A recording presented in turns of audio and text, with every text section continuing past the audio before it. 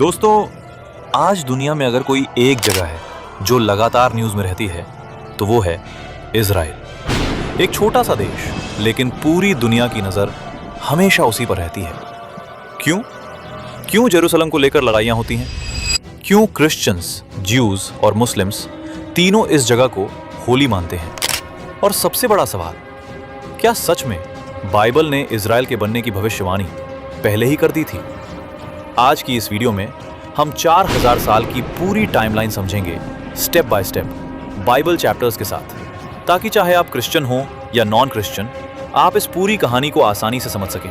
और यकीन मानिए, ये सिर्फ एक नेशन की कहानी नहीं है, ये ह्यूमैनिटी, फेथ, वॉर, जीसस और होप की कहानी है। करीब 4000 साल पहले मिडिल ईस्ट में एक आदमी रहता था। उसका नाम था अब्राहम। उस समय दुनिया ट्राइब्स में बटी हुई थी। हर नेशन के अपने गॉड्स थे। लेकिन बाइबल कहती है कि एक दिन अब्राहम को एक आवाज सुनाई दी। जेनेसिस चैप्टर 12, परमेश्वर उससे कहते हैं, अपने देश से निकल और उस भूमि में जा जो मैं तुझे दिखाऊंगा। अब इमेजिन कीजिए, कोई मैप नहीं, कोई जीपीएस नहीं, कोई डेस्टिनेशन नहीं, फिर भी वो निकल पड़ा। क्यों? फेथ। और यहीं से इजराइल की कहानी शुरू होती है। जेनेसिस 15। फिर परमेश्वर अब्राहम से प्रॉमिस करते हैं, मैं तेरी संतानों को यह भूमि दूंगा। अब इंटरेस्टिंग बात यह है, उस समय अब्राहम के पास चाइल्ड भी नहीं था, फिर भी एक नेशन की प्रॉमिस दी गई। जेनेसिस 32। अब्राहम का बेटा हुआ आइजैक, फिर आइजैक का बेटा हुआ जैकब। लेकिन जैकब परफेक्ट इंसान नहीं था। वो मैनिपुलेटिव था, डरता था, गलतियां करता था। और शायद यही बाइबल की ब्यूटी है, ये परफेक्ट लोगों की नहीं, रियल लोगों की स्टोरीज है। एक रात जैकब अकेला था। जेनेसिस 32 बाइबल कहती है कि उसने पूरी रात एक डिवाइन बीइंग के साथ संघर्ष किया। सुबह होने तक वो बदल चुका था और फिर उसे नया नाम मिला, इजराइल, मतलब वो जिसने परमेश्वर के साथ संघर्ष किया। यहीं से इजराइल नाम शुरू हुआ। एक्सोडस। एक समय बीता और जेकब की फैमिली इजिप्ट पहुंची। शुरुआत में सब अच्छा था, लेकिन जनरेशंस के बाद वे स्लेव्स बन गए। 400 साल की गुलामी। एक्सोडस चैप्टर 1 से इमारतें बनवाई गईं, उन पर अत्याचार हुए और फिर एक आदमी आया, मोजेस। एक्सोडस 3 से 14 एक दिन मोजेस रेगिस्तान में था। तभी उसने एक बुश देखी जो जल रही थी लेकिन खत्म नहीं हो रही थी। Exodus chapter 3। और उसी आग में से एक आवाज आई, मैंने अपने लोगों की पीड़ा देखी है। फिर प्लेग्स आए और फाइनली एक्सोडस चैप्टर 14, रेड सी स्प्लिट हुआ। अब चाहे कोई मिरेकल माने या सिंबॉलिक स्टोरी, लेकिन एक्सोडस हिस्ट्री की सबसे इन्फ्लुएंशियल फ्रीडम स्टोरीज में से एक बन गई। 2 Samuel 5। Eventually Israel promised land पहुंचा। फिर किंग्स आए, Saul, David, Solomon. 2 Samuel, David ने जेरूसलम को कैपिटल बनाया। अब जेरूसलम सिर्फ सिटी नहीं रही, ये स्पिरिचुअल सेंटर बन गई। डेविड के बेटे सोलोमन ने टेंपल बनाया। 1 किंग्स चैप्टर 6। लोग बिलीव करते थे कि यह परमेश्वर की स्पेशल प्रेजेंस का स्थान है, लेकिन यहीं से प्रॉब्लम शुरू हुई। पावर बढ़ी, करप्शन बढ़ा और लोग जस्टिस से दूर जाने लगे। तभी प्रॉफिट्स आए, आइजाया, जेरेमाया, एजीकियल। अब प्रॉफिट सिर्फ फ्यूचर बताने वाले लोग नहीं थे, वे करप्शन के खिलाफ बोलते थे, गरीबों के लिए बोलते थे और वार्निंग देते थे, अगर तुम जस्टिस छोड़ोगे तो नेशन टूट जाएगा। फिर एग्जैक्टली वही हुआ। बेबीलोन ने हमला किया। 2 किंग्स चैप्टर 25।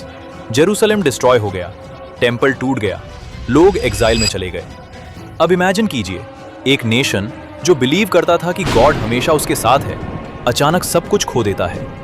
लेकिन इसी समय प्रॉफिट्स ने शॉकिंग प्रोफेसीज दी। आइजाया ने लिखा, एक कुंवारी गर्भवती होगी। Mica chapter 5। माइका ने बेथलेहेम का नाम बताया। साम 22। यहां क्रूसिफिक्शन जैसा डिस्क्रिप्शन मिलता है, जबकि उस समय क्रूसिफिक्शन एग्जिस्ट भी नहीं करता था। यही वजह है कि आज भी स्कॉलर्स इन प्रोफेसीज को लेकर डिस्कशन करते हैं। फिर रोमन एम्पायर के समय इजराइल की उसी धरती पर एक बच्चा जन्मा, बेथलेहम में। उसका नाम था जीसस। मैथ्यू चैप्टर 1, लूका चैप्टर 2। अब इंटरेस्टिंग बात यह है, जीसस पॉलिटिकल किंग बनकर नहीं आए, उन्होंने आर्मी नहीं बनाई, उन्होंने ब्रोकन लोगों के बीच चलना चुना।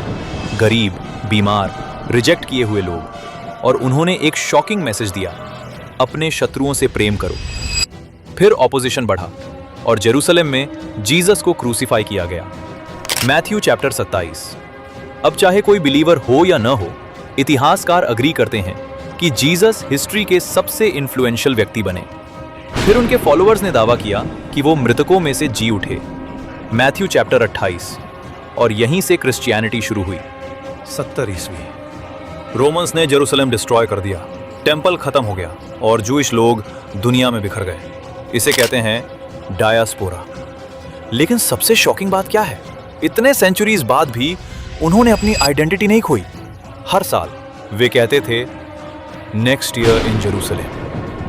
फिर आया वर्ल्ड वॉर 2, हॉलोकॉस्ट हुआ, 6 मिलियन जूज मारे गए। और फिर 14 मई 1948 इजराइल ऑफिशियली नेशन बन गया, 2000 साल बाद। बहुत क्रिश्चियंस ने इसे बाइबल प्रोफेसी का फुलफिलमेंट माना, जहां ड्राई बोन्स फिर जीवित होने का विजन दिया गया। लेकिन दोस्तों, इस पूरी कहानी में सबसे पावरफुल बात क्या है? रेस्टोरेशन। एक नेशन जो बार बार टूटा फिर भी खत्म नहीं हुआ। और शायद इसीलिए इजराइल की कहानी दुनिया को फैसिनेट करती है, क्योंकि डीप इनसाइड हर इंसान रेस्टोरेशन चाहता है। हर इंसान चाहता है कि उसकी टूटी हुई कहानी फिर से बन जाए। और अब मैं आपसे एक सवाल पूछना चाहता हूं, क्या आपको लगता है कि इजराइल का दोबारा नेशन बनना सिर्फ हिस्ट्री है, या फिर ये सच में बाइबल प्रोफेसी का फुलफिलमेंट हो सकता है? अपना आंसर नीचे कमेंट्स में जरूर लिखिए। मैं जेन्युइनली आपके थॉट्स पढ़ना चाहता हूं। और अगर आप ऐसे deep Bible mysteries, history, Jesus, prophecy और बाइबल एक्सप्लेन वीडियोस देखना चाहते हैं, तो अभी इस channel house of living God को सब्सक्राइब जरूर कर लीजिए।